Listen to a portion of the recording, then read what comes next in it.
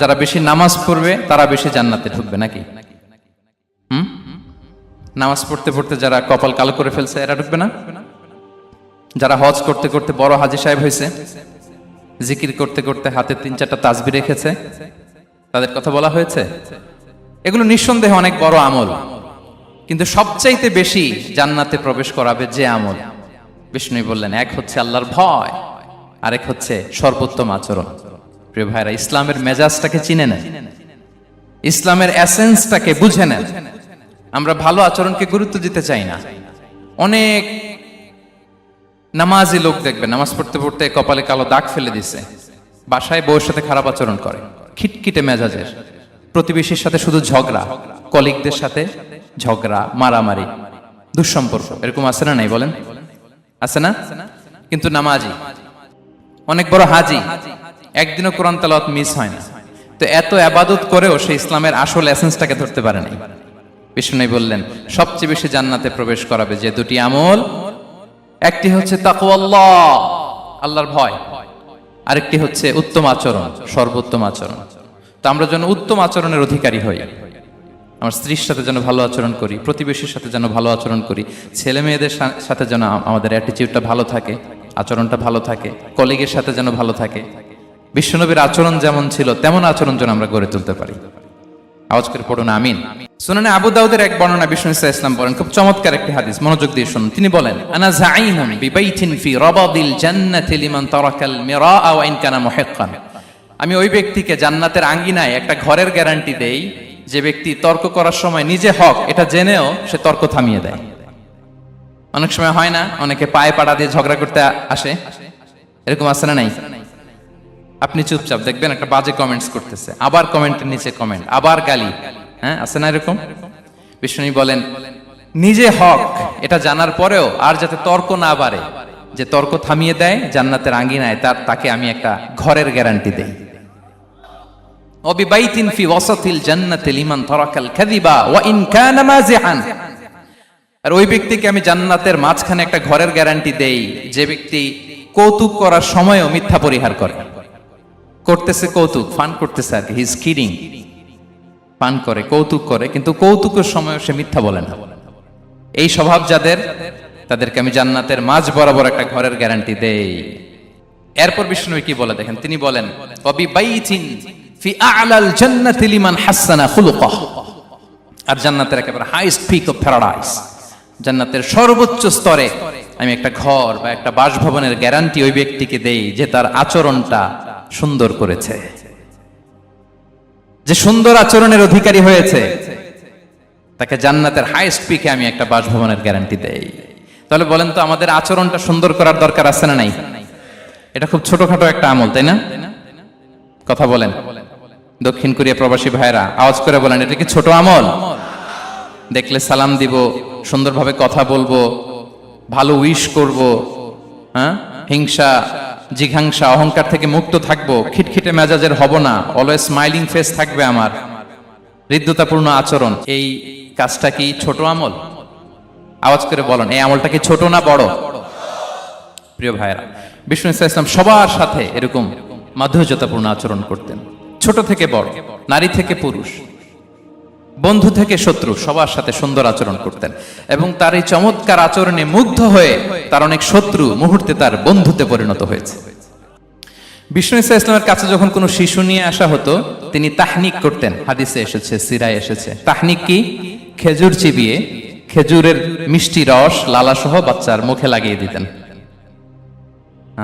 আলেমদের কাছে, অনেক আলেমদের কাছে আসে, আমার কাছে অনেকে এসেছে বাচ্চাদেরকে নিয়ে, তো আমরা এই সুন্নাহর উপর আমল হিসেবে খেজুর চিবিয়ে এর রসটা মুখে ঢুকিয়ে দিয়েছি। বারাকা, বিষ্ণু ইসলামের বারাকা নেওয়ার জন্য আসতো ছোট্ট বাচ্চাদেরকে নিয়ে। মদিনায় যখন সাহাবারা হিজরত করলেন মক্কা থেকে, মুসলিমদের ঘরে সন্তান সন্ততি নাই, বাচ্চা কাচ্চা হয় না। ইহুদিরা টিটকারি করে, এই তো মুসলমানদের সন্তান নাই। সর্বপ্রথম যেই সন্তান হয়েছে তিনি হচ্ছেন আয়েশা রাদিয়াল্লাহু তাআলা আনহার বড় বোন আসমা বিনতে আবু বকরের ঘর উজাড় করে এক সন্তান এসেছে, পুত্র সন্তান, নাম হচ্ছে আব্দুল্লাহ। কি নাম? আব্দুল্লাহ ইবনে জুবাইর। তো আসমা আব্দুল্লাহকে কোলে নিয়ে বিশ্বনবীর কাছে আসলেন। বিশ্বনবী খেজুর চিবিয়ে ওনার লালা মিশ্রিত রস খেজুর সহ মুখে লাগিয়ে দিলেন। তো আসমা সবসময় গর্ব করে বলতেন যে আমার সন্তানের পাকস্থলীতে সর্বপ্রথম যেটা ঢুকেছে এটা হচ্ছে বিশ্বনবীর লালা মিশ্রিত খেজুরের রস। আল্লাহু আকবার। বাচ্চারা আসলে বিশ্বনবী তাহনিক করতেন এবং এটা ল্যাবরেটরিক্যালি প্রুভড, সায়েন্টিফিক্যালি প্রুভড যে বাচ্চার জন্মের পরে এরকম মিষ্টি দিলে, স্পেশালি ডেটস নির্যাস যদি দেয়া হয়, তাহলে এটা তার ইমিউন সিস্টেম বাড়ায়, রোগ প্রতিরোধ ক্ষমতা বাড়ায়, তার ব্লাড সার্কুলেশন বাড়ায়, রক্ত সঞ্চালন বাড়ায়। বিশ্বনবী এটা করতেন। অনেক মায়েরা বরকতের জন্য বিশ্বনবীর কোলে বাচ্চা দিতেন। অনেক বাচ্চা বিশ্বনবীর কোলেই পেশাব করেছে, হাদিস সাক্ষী। ওখান থেকে মাসালা এসেছে, মেয়ে বাচ্চা পেশাব করলে কিভাবে ক্লিন হবে, ছেলে বাচ্চা পেশাব করলে কিভাবে ক্লিন হবে। বিশ্বনবীর কোলে নিয়েছেন, পেশাব করে দিছে ভরায়া। আল্লাহু আকবার। বাচ্চাদের মাথায় তিনি হাত বুলিয়ে দিতেন। যেই বাচ্চার মাথায় বিশ্বনবী হাত বুলাতেন, ওই বাচ্চার মাথায় খুব বেশি বেশি চুল গজাতো। সুবহানাল্লাহ পড়বেন না? এক ভণ্ড, সেও ছিল নবী দাবিদার, মুসাইলামাতুল কাদ্দাব।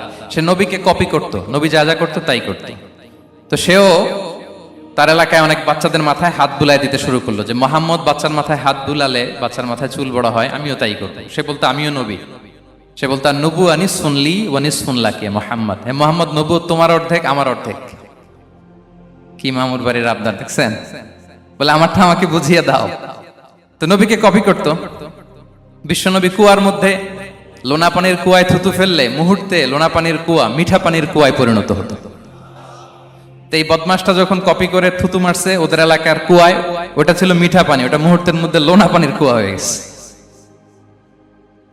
তো বিশ্বনবীকে কপি করে সে তার এলাকার নবজাতক বাচ্চাদের মাথায় যখন হাত বুলিয়ে দিতে শুরু করলো, পরবর্তীতে দেখা গেল ওই বাচ্চাগুলো আজীবন ছিল টাক মাথা। চুল বাড়বে তো দূরের কথা, এদের মাথায় চুলই ওঠে নাই। আল্লাহু আকবার। মুজিজাতুন নবী। তো বিশ্বনবী মাথায় হাত বুলিয়ে দিতেন, বাচ্চাদেরকে চুমু খেতেন। আপনারা বাচ্চাদেরকে কোলে নেবেন, আদর করবেন, চুমু খাবেন, বিশ্বনবীর সুন্নাহ এটা। বাচ্চাদের সালাম দিতেন। মাঝে মাঝে বাচ্চাদের সাথে মজা করতেন, তাদের সাথে খেলাধুলা করতেন। বাসায় সময় পেলে এটা করবেন, ছেলেমেয়েদেরকে নিয়ে খেলতে নেমে যাবেন। শুধু বাচ্চাদের সাথে ফান করতেন এমন না, ভুল দেখলে শুধরে দিতেন। এক ছোট্ট বাচ্চা কোলে বসে খাবারের প্লেট থেকে এখান থেকে ধরে ওখান থেকে ধরে, তাও বাঁ হাতে। বিশ্বনবী বললেন, ইয়া গোলাম সাম্মিল্লাহ, বিসমিল্লাহ বলো। কুলবি ইয়ামিনি, বাঁ হাতে নয় ডান হাতে খাও। ওয়া কুল মিম্মা ইয়ালিক, আর এদিক সেদিক থেকে নয়, তোমার সামনে যেটা আছে ওইটা খাও। সুবহানাল্লাহ। শুধরে দিতেন। সাদাকার খেজুরের স্তূপ ছিল, জাকাতের খেজুর। হাসান রাদিয়াল্লাহু তাআলা আনহু, বিষ্ণু ইসলামের দহিত্র, ছোট্ট মানুষ, হাঁটতে হাঁটতে যে খেজুরের স্তূপের দিকে খেজুর নিয়ে খেলতে যায়, হঠাৎ একটা খেজুর খেতে আরম্ভ করলেন। বিষ্ণু বললেন, কিখ কিখ, থামো থামো, ওয়াক থু থু। আমরা যে বাংলা ওয়াক থু বলি, এটার আরবি হচ্ছে কিখ। মানে এই নানা ভাই রাখো রাখো রাখো। আলা তাআলাম ইন্না লা নাকুলু সাদাকা, নানা ভাই তুমি জানো না আমরা হাশিমি খানদানের, আমরা সাদাকার মাল খেতে পারি না। আঙ্গুল ঢুকিয়ে মুখ থেকে খেজুর বের করে দিলেন। সুবহানাল্লাহ। এভাবে ছোট্ট বাচ্চাদের ভুলগুলো শুধরে দিতেন, কারেকশন করতেন। সুনানে নাসাইতে এসছে, কানা রাসূলুল্লাহ সাল্লাল্লাহু আলাইহি ওয়াসাল্লাম ইয়াজুরুল আনসার, তিনি যখন আনসারীদেরকে ভিজিট করতে যেতেন, ফায়ুসাল্লিমু আলা সিবিয়ানিহি, আনসারী বাচ্চাদেরকে সালাম দিতেন। আপনারা বাচ্চাদের সালাম দেন তো নাকি? নাকি বাচ্চাদের সালামের জন্য বসে থাকেন? অনেকে মনে করে যে আমি মুরব্বী হাজী সাহেব, 80 বছর বয়স, আমি তো শুধু সালাম পাবো, আমি দিব কেন? এরকম একটা ভুল ধারণা আছে না? সালাম শুধু ছোটরা দিবে, ব্যাপারটা কি এমন না। ছোটরা বড়দের দিবে, বড়রা ছোটদের দিবে, সবাই সবাইকে দিবে। ঠিক কিনা বলেন? ইনশাআল্লাহ বলেন সবাই। ওয়ায়ামসাহু বিরুসিহিম, বাচ্চাদের মাথায় হাত বুলিয়ে দিতেন। ওয়ায়াদউ লাহুম, তাদের জন্য দোয়া করতেন। তাহলে বিশ্বনবীর বাচ্চাদের সাথে আচরণ, ডিলিংস, ইন্টারঅ্যাকশন কেমন ছিল বুঝতে পেরেছেন? একবার এক নামাজে ওনার নাতিদেরকে নিয়ে হাজির হলেন, হাসান হুসাইন রাদিয়াল্লাহু আনহুমাকে নিয়ে। তো নামাজের এক সিজদায় বিশ্বনবী এমন লম্বা সময় সিজদায় পড়ে রইলেন, মাথা আর উঠান না। মুসল্লিরা তো অবাক, সাহাবারা ভাবলেন হায় রে, নবীজি অসুস্থ হয়ে গেলেন নাকি, অথবা ওহী নাজিল হলো নাকি। নামাজ শেষে সাহাবারা জিজ্ঞেস করলেন, ইয়া রাসূলুল্লাহ, আপনি কি অসুস্থ হয়েছেন নাকি ওহী নাজিল হচ্ছিল? এত লম্বা সিজদা দিতে তো কখন দেখি নাই।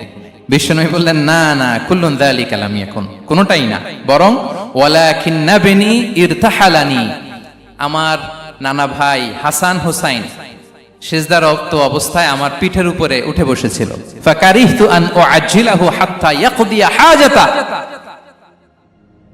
আমি উঠে গেলে তাদের ডিস্টার্ব হবে, এজন্য সিজদায় পড়েছিলাম। যতক্ষণ তাদের পিঠে উঠে খেলতে মনে চেয়েছে তারা খেলেছে, তারা নেমেছে, তারপরে সিজদা থেকে মাথা উঁচু করে দাঁড়িয়েছি।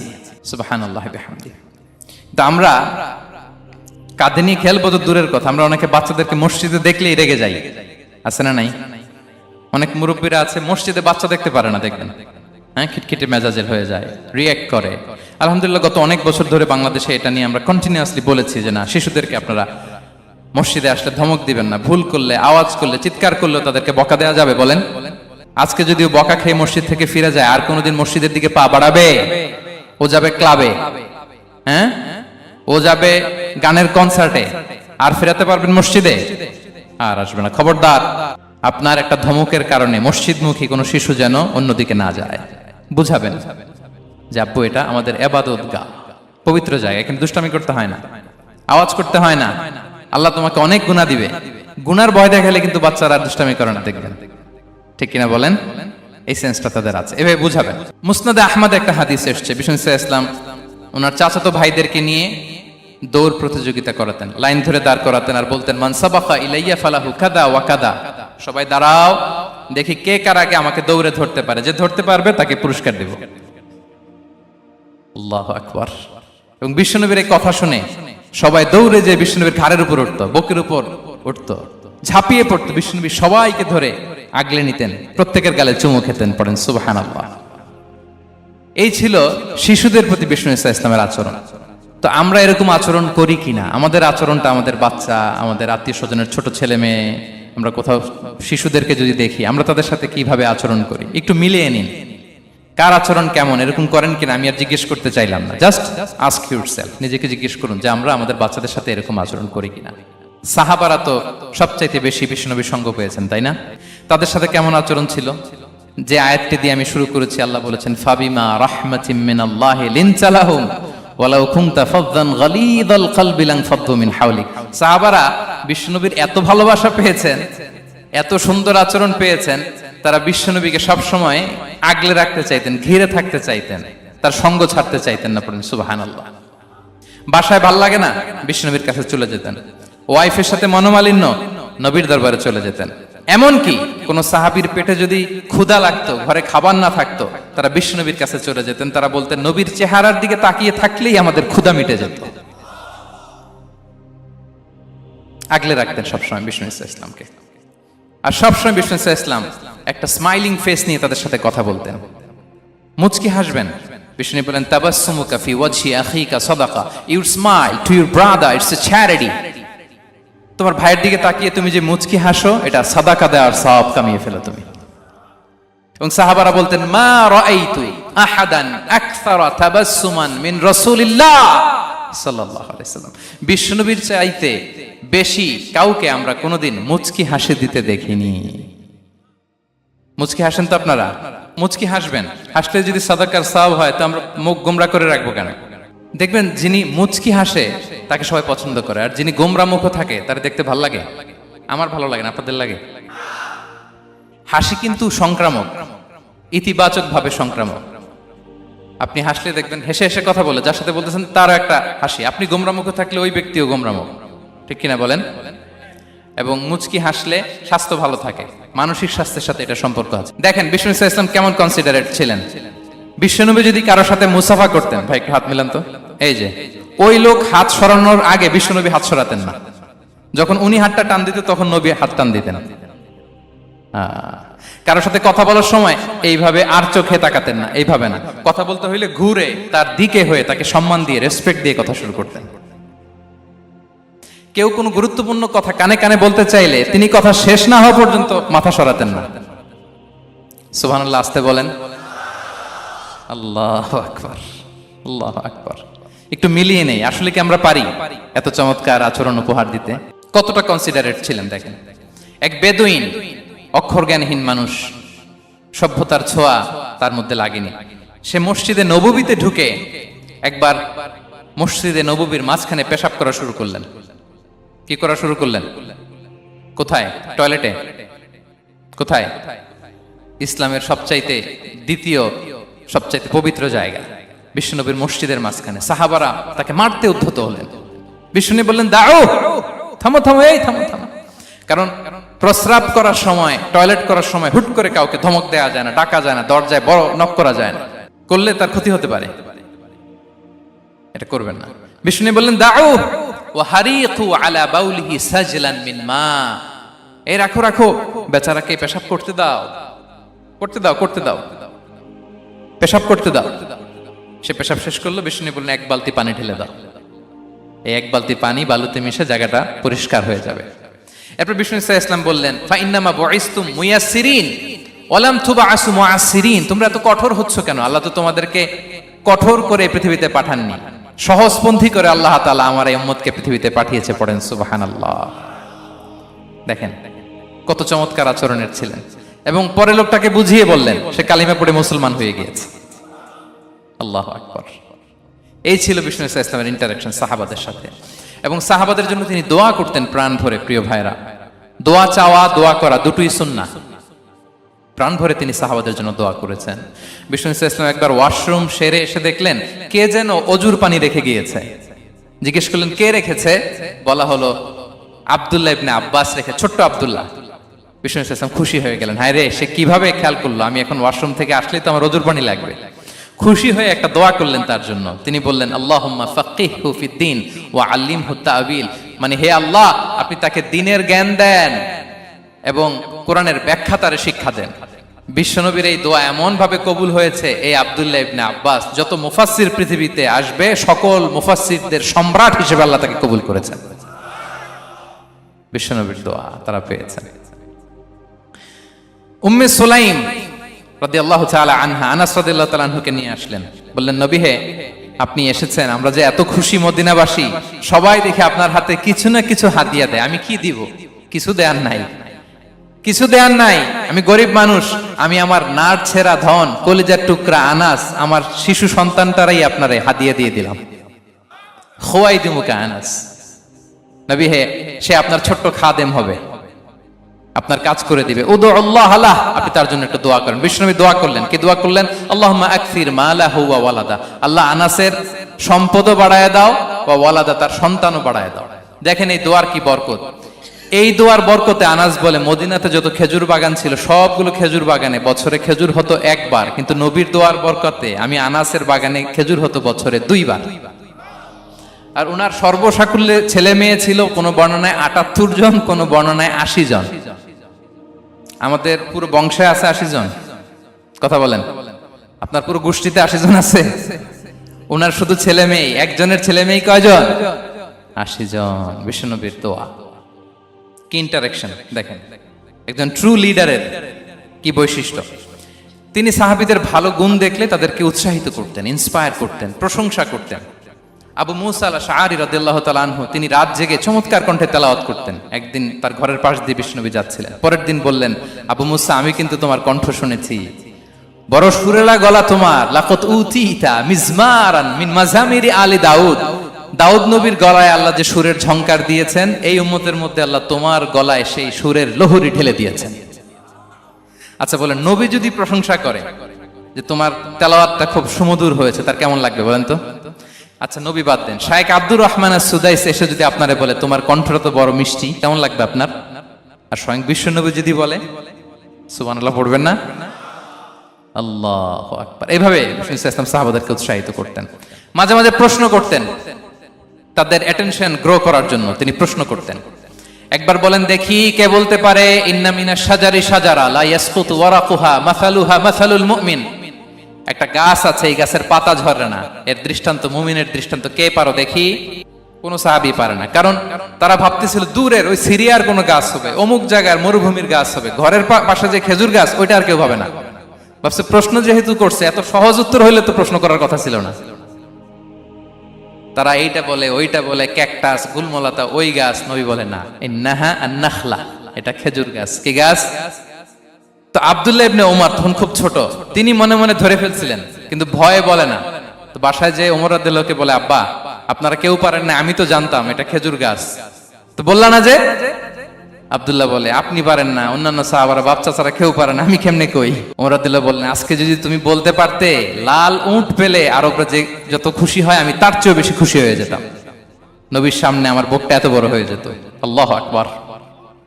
দেখেন প্রশ্ন ছুড়ে দিয়ে মনোযোগ আকর্ষণ করতেন সাহাবাদের, রসিকতা করতেন মাঝে মাঝে।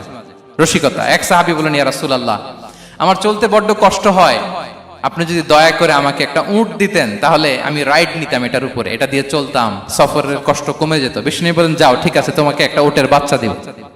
কি দিব? সাহাবী বলেন, ইয়া রাসূলুল্লাহ, আমি চাইলাম কি আর আপনি বললেন কি? আমার তো লাগবে এমন উট যেটা দিয়ে মরুভূমিতে চলা যায়। বিষ্ণু বলেন, ওই উটটাও তো অন্য কোনো না কোনো উটের বাচ্চা। সুবহানাল্লাহ পড়বেন না? ছোট্ট কথা, দেখেন কি রসিকতা, কি সেন্স অফ হিউমার। সুবহানাল্লাহ। সাহাবীদের সাথে এক কাতারে মিশে কাজ করতেন, নিজ হাতে সাহাবীদের সাথে মিশে কি করেছেন? মসজিদে নববী নির্মাণ করেছেন। পঞ্চম হিজরিতে নিজে মরুভূমির বালু খনন করে পেটে পাথর বেঁধে পরীক্ষা খনন করেছেন সাহাবীদের সাথে। True leader. শুধু তাই নয়, সাহাবারা ভালো পরামর্শ দিলে সেটা অ্যাকসেপ্ট করতেন। আমাদের মধ্যে অনেকের একটা ইগোইস্টিক ঝামেলা আছে, বাড়ির কাজের মেয়ে বলছে, কাজের ছেলে বলছে, এই আমার স্টাফ বলছে, এটা আমি কেন শুনবো? এরকম একটা মেন্টালিটি অনেকের আছে না নাই? অনেক সময় তাদের মধ্য থেকেও ভালো পরামর্শ আসতে পারে না? বলেন পারে কিনা? বিশ্বনবী দেখতেন কেউ ভালো পরামর্শ দিলে সেটা পিক করতেন, নিয়ে নিতেন। বদরের যুদ্ধে মুসলিম সৈন্যরা কোথায় ক্যাম্প করবে, বিশ্বনবী হঠাৎ একটা জায়গায় ক্যাম্প স্থাপনের নির্দেশনা দিলেন। হাব্বাব ইবনুল মুনজির রাদিয়াল্লাহু তাআলা আনহু, তিনি বললেন, ইয়া রাসূলুল্লাহ, অনুমতি দিলে একটা কথা বলবো। কি কথা? এই যে আপনি ক্যাম্প স্থাপন করলেন এখানে, এটা কি আল্লাহর আদেশে না আপনার ইচ্ছায়? নবী বললেন, আমার ইচ্ছা, এটা আল্লাহর আদেশ নয়। তাহলে ঠিক হয় নাই, লোকেশন সিলেকশন ঠিক হয় নাই। তাহলে কোথায়? হাব্বাব বললেন, ইয়া রাসূলুল্লাহ, ওই যে কূপ দেখা যায় ওখানে, দ্যাটস আওয়ার লোকেশন, ওখানে করলে ভালো হবে। কেন? বলতেছে, আমরা ওখানে ব্যারিকেড দিয়ে রাখবো, পানি আমাদের কন্ট্রোলে থাকবে, কুরাইশরা পানির অভাবে যুদ্ধ ছাড়াই মরবে, আমরা পানি খেয়ে যুদ্ধ করবো। সুবহানাল্লাহ বলেন। বিশ্বনবী সাথে সাথে হাব্বাবের কথা মেনে নিলেন, বলে যে না, আমি যে ডিসিশন দিয়েছি সৈন্যদের মধ্যে আবার ছড়িয়ে দাও, we should change our location. আল্লাহু আকবার। তাহলে সাহাবাদের সাথে ইন্টারেকশন কি ফ্র্যাঙ্কলি, কি ওপেন মাইন্ডেড। সুবহানাল্লাহ বিহামদি। তাহলে শিশুদের সাথে গেল, বড়দের সাথে, সাহাবাদের সাথেও গেল। আল্লাহ। আচ্ছা, 3 নম্বরে স্টাফের সাথে, কর্মচারীর সাথে, সেবকের সাথে বিষ্ণু ইসলাম কি আচরণ করেছেন? বিষ্ণু ইসলামের অনেক খাদেম ছিল, সিরাতে এসেছে। সবার কথা তো বলা যাবে না, একজনের কথা বলি, আনাস রাদিয়াল্লাহু তাআলা আনহুর কথা। আনাস, লক্ষ্মীপুরে আমি এক জায়গায় ওনার কোন একটা ওয়াজ করতে যেয়ে আমি বললাম, আনাস নামটা কেমন লাগে? কারণ অনেকে বাচ্চা নিয়ে এসে বলে, হুজুর নাম রেখে দেন। তাই আমি বললাম, আজকে এখানে নাম দিয়ে দেই আনাস। এই বছর এই লক্ষ্মীপুরে যত বাচ্চা হবে যাদের মনে চায় আনাস রেখে দিয়েন। 3-4 বছর পরে শুনি আনাস দিয়ে লক্ষ্মীপুর ভরে গেছে।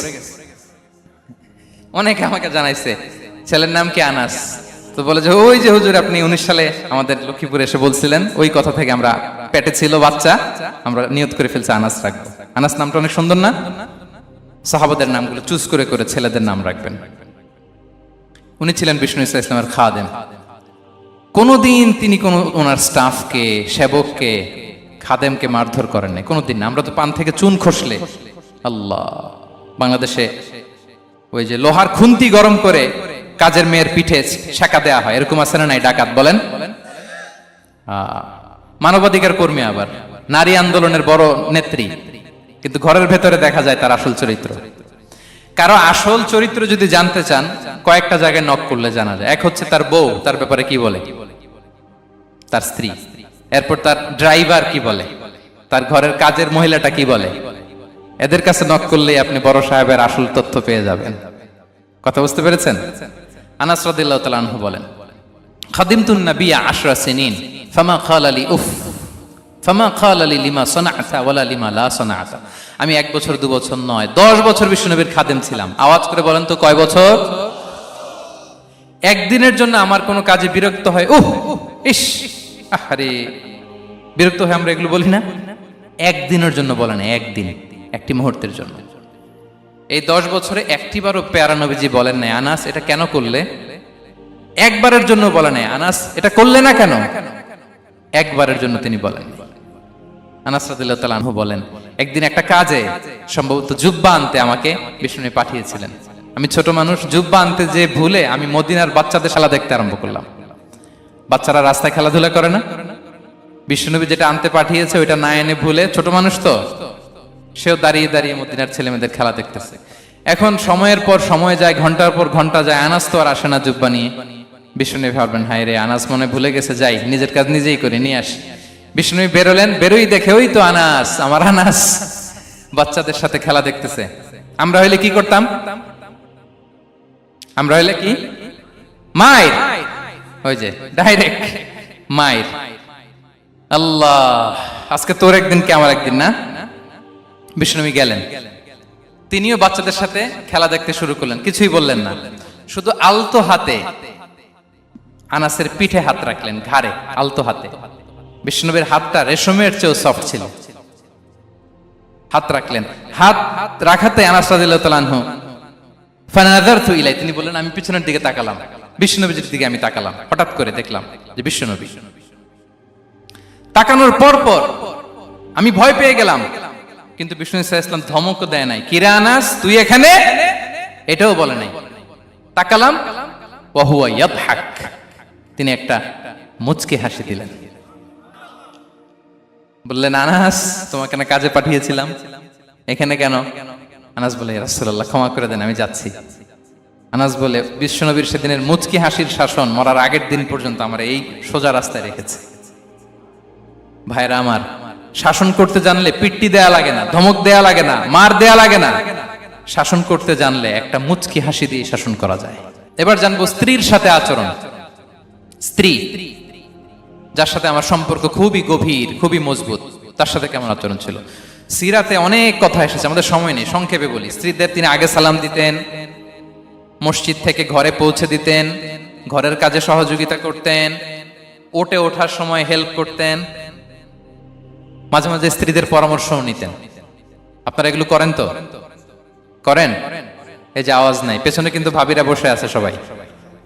উল্টা পাল্টা বললে এখানে উইটনেস আছে, খবর আছে আজকে। এগুলো করেন? করেন? হ্যাঁ, করতে হবে, করতে হবে।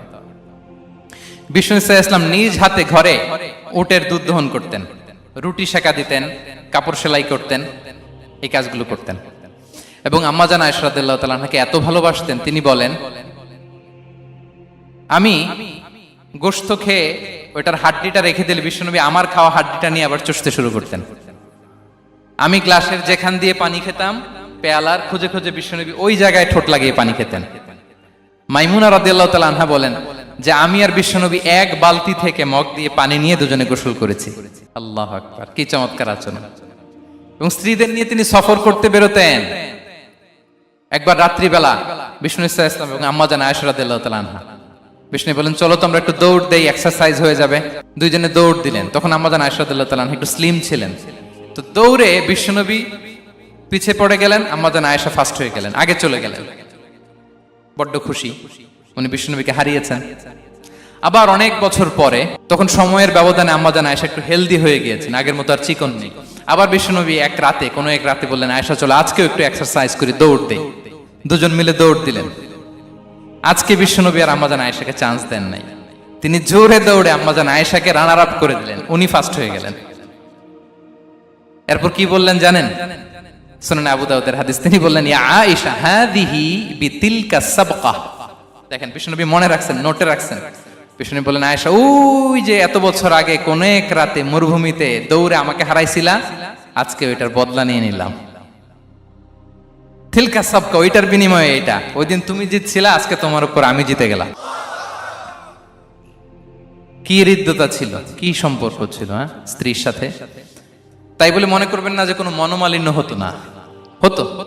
মানবিক যে ব্যাপারগুলো মাঝে মাঝে একটু ছোটখাটো মিষ্টি ঝগড়া, একটু মনোমালিন্য, এটাও হতো। এবং বিশ্বনবী এটাও টের পেতেন। তিনি বলতেন আয়েশা ইন্নী লা আ'লামু ইযা কুনতি আলাইয়া গাদবা ওয়া ইযা কুনতি আলাইয়া রাদিয়া। আয়েশা কখন তুমি আমার উপর রেগে থাকো আর কখন খুশি থাকো সবটাই কিন্তু আমি টের পাই। আম্মা জান আয়েশা অবাক হলেন, কি করে টের পান? বিশ্বনবী বলেন যখন তুমি আমার উপর খুশি থাকো তখন দোয়ার সময় বলো লা ওয়া রাব্বি মুহাম্মদ, তুমি বলো হে মুহাম্মদের রব আল্লাহ, মদিনার উপর রহম করেন, আমাদেরকে ক্ষমা করেন।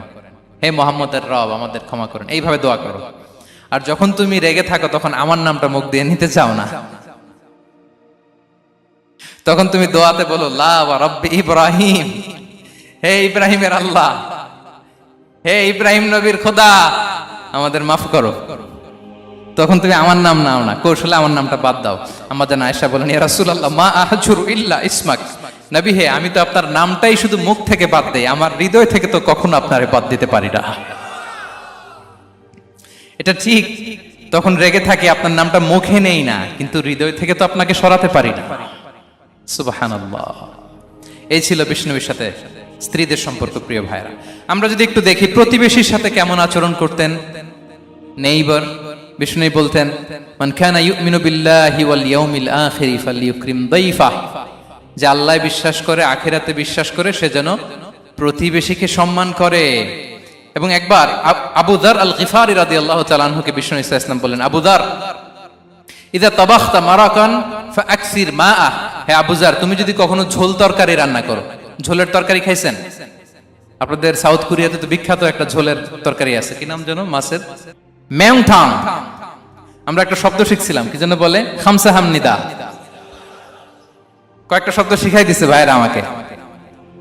তো এই যে নামটা বললাম, ঝোলের মধ্যে ট্যাংরা মাছ, শিং মাছ ঝোল দেয়া একটা তরকারি। তো আবু যার গিফারিকে বিষ্ণু ইসলাম বলেন, ইদা তাবাখতা মারাকান ফাকফির মা, হে আবু যার, কখনো যদি ঝোলের তরকারি রান্না করো, একটু বেশি করে পানি দিও, যাতে করে তোমাদের পাশাপাশি তোমার প্রতিবেশীর সাথে একটু ঝোল শেয়ার করতে পারো। প্রতিবেশীকে এত গুরুত্ব দিতেন। তিনি বলতেন, লাইসাল মুমিন আল্লাযী ইয়াশবা ওয়া জারুহু জাইউন ইলা জামবিহি, সে মুমিন নয় যে পেট পুরে খায় আর তার প্রতিবেশী না খেয়ে রাত যাপন করে, সে মুমিন নয়। দেখেন প্রতিবেশীকে কত গুরুত্ব তিনি দিয়েছেন। বিশ্বনবীর এক ইহুদি প্রতিবেশী ছিল। কোন ধর্মের? সবাই বলেননি, একসাথে আওয়াজ করে বলেন, কোন ধর্মের প্রতিবেশী? ওই ইহুদির এক ছেলে বিশ্বনবীর কিছু কাজ করে দিতেন। অনেকদিন হলো ছেলেটা আসে না। খোঁজ নিলেন, শুনলেন সে অসুস্থ। শুনলেন ইহুদি ছোট্ট ছেলেটা কি, বিশ্বনবী দেখতে গেলেন। মুসলিম শিশুকে দেখতে গেলেন নাকি? কোন ধর্মের শিশু? তার মানে আপনার প্রতিবেশী যদি হিন্দু হয়, বৌদ্ধ হয়, খ্রিস্টান হয়, দ্যাট ডাজন্ট ম্যাটার, আপনি তার বিপদে আপদে পাশে থাকবেন। এটাই ইসলামের শিক্ষা, ঠিক কিনা বলেন? এই যে আপনাদের এখানে বুদ্ধিস্ট নেইবার আছে, হিন্দু নেইবার আছে, খ্রিস্টান নেইবার আছে, তারা বিপদে পড়লে তো আপনার যাওয়ার দরকার নাই, না? যাবেন, খোঁজ খবর নিবেন, ভিজিট করবেন, পাশে দাঁড়াবেন। আপনি যে তাদের খোঁজ খবর নিতেছেন, মুসলিম হয়েও আপনি এত চমৎকার আচরণের, এটা দেখেই অনেকে কালিমা পড়ে মুসলমান হয়ে যাবে। এটাই তো দ্য বিউটি অফ ইসলাম, ইসলামের সৌন্দর্য। বিশ্বনবী হিন্দু মুসলিম ইহুদি বাছেন নাই, ছোট্ট ইহুদিটাকে দেখতে গেলেন। যে দেখে হায় রে, কাতর হয়ে সে বিছানায় মৃত্যু শয্যায় শুয়ে আছে। বাচ্চাটার মাথায় হাত বুলিয়ে দিলেন। হাত বুলিয়ে বাচ্চাটাকে, ইহুদি বাচ্চাটাকে বললেন, আসলিম, হে শিশু, তুমি ইসলাম ধর্ম গ্রহণ করো। এখন ছোট্ট মানুষ, তার বাবা আবার পাশে দাঁড়িয়ে আছে, আব্বা কি বলে না বলে, সে নাযারা ইলা ওয়াজহি আবি, বাবার দিকে তাকালেন।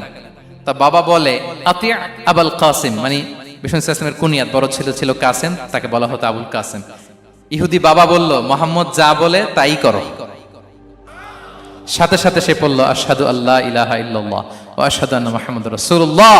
বিশ্বনবী বের হওয়ার সময় বললেন, আলহামদুলিল্লাহিল্লাযী আনকাযাহু মিনান নার, প্রশংসা সে আল্লাহ যে একটু আগে জাহান্নামী হওয়ার কথা ছিল, মুহূর্তে কালেমার মধ্য দিয়ে তাকে জান্নাতি বানিয়ে দিলেন। দেখেন প্রতিবেশীর সাথে কি আচরণ। ইহুদি প্রতিবেশীর পাশে দাঁড়িয়েছেন, অসুস্থ, ভিজিট করেছেন। আমরা যেন আমাদের প্রতিবেশীর খোঁজ রাখি। অভুক্ত প্রতিবেশী রেখে আপনি পেট পুরে খেয়ে তাহাজ্জুদ পড়লে ওই তাহাজ্জুদ আল্লাহর দরবারে যাবে না। খবরদার, খবরদার, আমরা যেন প্রতিবেশীর সাথে সুসম্পর্ক রাখি। বদরের যুদ্ধে 70 জন বন্দী হয়ে আসলো। বিশ্বনবী 70 জনকে সাহাবাদের মধ্যে ভাগ করে দিলেন, বললেন, তোমরা খারাপটা খাবে, বন্দীদেরকে ভালোটা খাওয়াবে। কি নমুনা স্থাপন করেছে ইসলাম। সুমামা ইবনে উসাল রাদিয়াল্লাহু তাআলা আনহু নামে এক যুদ্ধবন্দীর ছোট্ট ঘটনা বলে আমি পয়েন্টটা শেষ করছি। ইয়ামামার বড় লিডার ছিলেন, যুদ্ধবন্দী হয়ে মদিনায় আসলেন। নাম সুমামা ইবনে উসাল, উসাল রাদিয়াল্লাহু তাআলা আনহু। তখন মুশরিক ছিলেন, যুদ্ধবন্দী হিসেবে আনা হলো। তাকে মসজিদে নববীর পিলারের সাথে রশি দিয়ে বাঁধা হলো। বিষ্ণুনবী বললেন, সুমামা, কি অবস্থা তোমার, কেমন লাগে, তোমার সাথে কেমন আচরণ করা হবে বলো? বললেন, মুহাম্মদ, তুমি চাইলে মারতেও পারো, বাঁচিয়েও রাখতে পারো। বিষ্ণু বললেন, সুমামা, এ দুনিয়াটাই শেষ নয়, আখিরাতে বিশাল এক জগৎ পড়ে আছে। তুমি যদি শাহাদা বাক্য পড়ো, আমাদের ভাই হয়ে যাবা। তোমার সেফটি সিকিউরিটির দায়িত্ব আমাদের। আমরা তোমরা সবাই মিলে এক। তারপর একে একে বিশ্বনবী তার সাথে ইসলামের সৌন্দর্যগুলো তুলে ধরলেন, সালাত কি, জাকাত কি, এগুলো বুঝালেন। বাড়িতে যেয়ে বললেন সবচেয়ে ভালো খাবার রান্না করো, একজনকে দিয়ে মসজিদে পাঠালেন। যুদ্ধবন্দীর সাথে কি আচরণ দেখছেন। এরপরের দিন বিশ্বনবী আবার তাকে ইসলামের দাওয়াত দিলেন। এরপর বাড়িতে এসে একজনকে বললেন, যাও আমার ওই উটের দুধ দহন করে তাকে এক পেয়ালা গরম দুধ দিয়ে আস। আমরা জামাইকেও তো এরকম সমাদর করি না, কি বলেন? তৃতীয় দিন বিশ্বনবী আবার খাবার নিয়ে গেলেন, আবার ইসলামকে তুলে ধরলেন।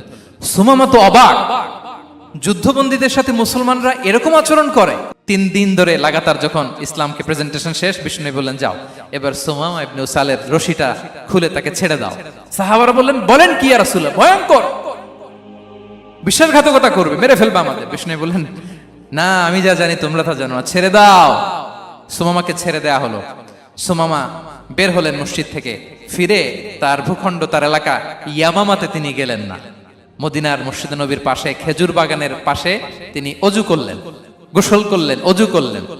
এরপর ফিরে এসে বিশ্বনবীর সামনে দাঁড়িয়ে বললেন, আশহাদু আল্লা ইলাহা ইল্লাল্লাহ ওয়া আশহাদু আন্না মুহাম্মাদান আবদুহু ওয়া রাসূলুহু। আমি সাক্ষ্য দিচ্ছি আল্লাহ ছাড়া কোনো ইলাহ নেই, আপনি আল্লাহর প্রেরিত রাসূল। হে মুহাম্মদ, আপনার চাইতে নিকৃষ্ট মানুষ আমার কাছে কেউ ছিল না, কিন্তু এখন থেকে আপনার চাইতে কোনো প্রিয় মানুষ আমার জীবনে নেই। ইসলামের চাইতে নিকৃষ্ট কোনো ধর্ম আমার জানা ছিল না, আজ থেকে ইসলামের চাইতে প্রিয় ধর্ম আমার কাছে নেই। মদিনার চেয়ে নিকৃষ্ট কোনো শহর আমার কাছে ছিল না, সবচেয়ে অপছন্দের শহর, আজ থেকে মদিনার চেয়ে প্রিয় শহর আমার কাছে নেই। দিস ইজ ইসলাম। বিশ্বনবী বললেন, হে নবী, আপনি আমাকে উমরার অনুমতি দিন।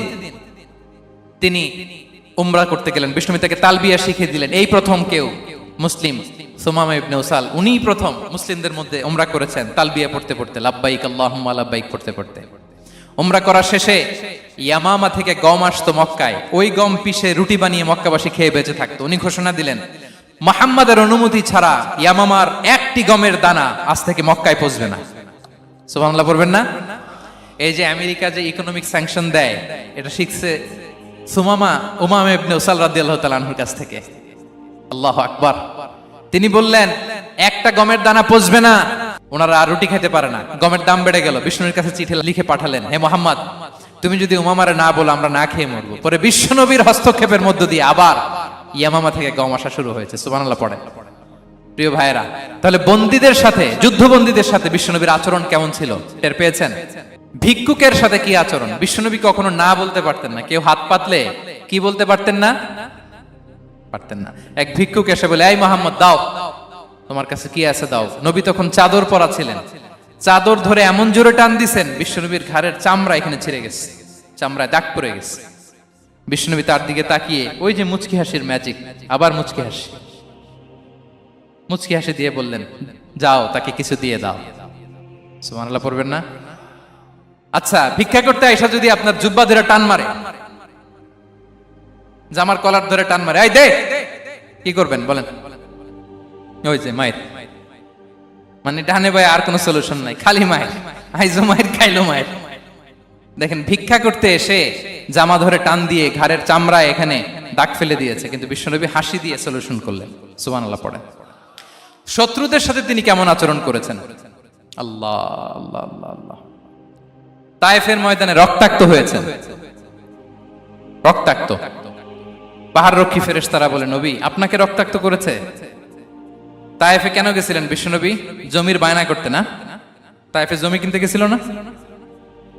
তায়েফবাসীকে জাহান্নামের আগুন থেকে বাঁচাতে রক্তাক্ত করা হয়েছে। পাহাড় রক্ষী ফেরেশতারা বললেন, নবী একটা আদেশ দেন, দুই দিক থেকে চাপা মেরে পুরো তায়েফবাসীকে মাটির সাথে মিশিয়ে ফেলবো, মাটির সাথে মিশে যাবে। বিশ্বনবী বললেন, না না, তারা হয়তো ঈমান আনে নাই, তাদের ভবিষ্যৎ প্রজন্মের কেউ না কেউ লা ইলাহা পড়বে, কেউ না কেউ লা ইলাহা জপবে, তাই হয়েছে। তায়েফে যদি যান, আল্লাহু আকবার, মসজিদ আর মসজিদ, শান্তি আর শান্তি। আল্লাহু আকবার। উহুদের ময়দানে দাঁত শহীদ হয়েছে, রক্তাক্ত হয়েছে, হেলমেট ভেঙে কপালে পাথর ঢুকেছে।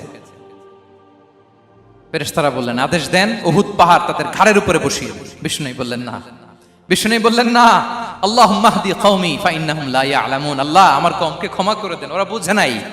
দেখেন, শুধু ক্ষমাই চান নাই যে আল্লাহ ওদেরকে মাফ করে দেন, ওদের হয়ে কৈফিয়ত দিয়েছেন আল্লাহকে, এক্সকিউজ দিয়েছেন। আল্লাহ কেন কেন ক্ষমা করবেন? কারণ ওরা বুঝে নাই। এক্সকিউজ দিয়েছেন, তাদের হয়ে কৈফিয়ত দিয়েছেন। এই ছিল শত্রুদের সাথে বিশ্বনবীর আচরণ। যুদ্ধের ময়দানে ঘোষণা দিতেন, খবরদার ওদের নারীদের গায়ে হাত দিবে না, শিশুদের গায়ে হাত দিবে না, গবাদি পশু মারবে না, কোনো পাদ্রীর গায়ে হাত দিবে না। গোটা বিশ্বের কেউ, কোন যুদ্ধের সেনাপতি যুদ্ধের ময়দানে এমন মানবতা দেখাতে পারে না। চিল্লায় বলেন ঠিক কিনা?